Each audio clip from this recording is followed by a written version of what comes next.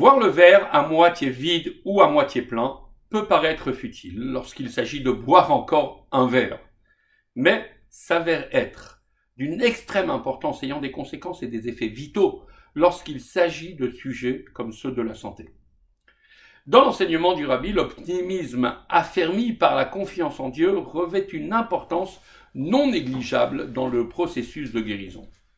Il insistait par exemple pour que l'on cesse d'appeler les hôpitaux en Israël Bet Cholim, la maison des malades, et proposait que l'on les appelât Bet Refoua, la maison de la guérison, tant il est important que le malade se sente dans une dynamique positive.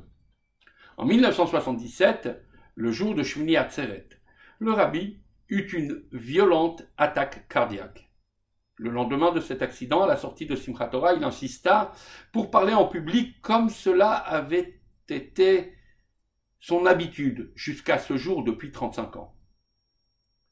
Les médecins s'opposèrent dans un premier temps, puis ils concédèrent qu'il puisse parler depuis son bureau et que ses paroles soient retransmises par haut-parleurs dans la grande synagogue.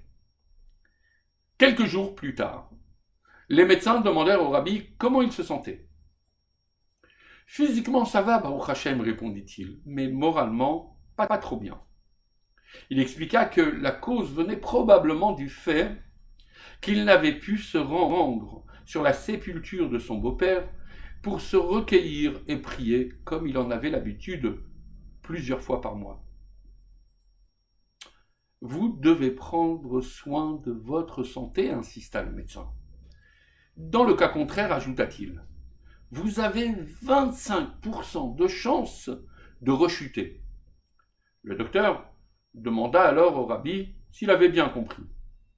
Bien sûr, dit le Rabbi en souriant, vous venez de dire que si je prends garde à ma santé, ce que, je vous l'assure, je m'apprête à faire, j'ai 75% de chance de rester en bonne santé.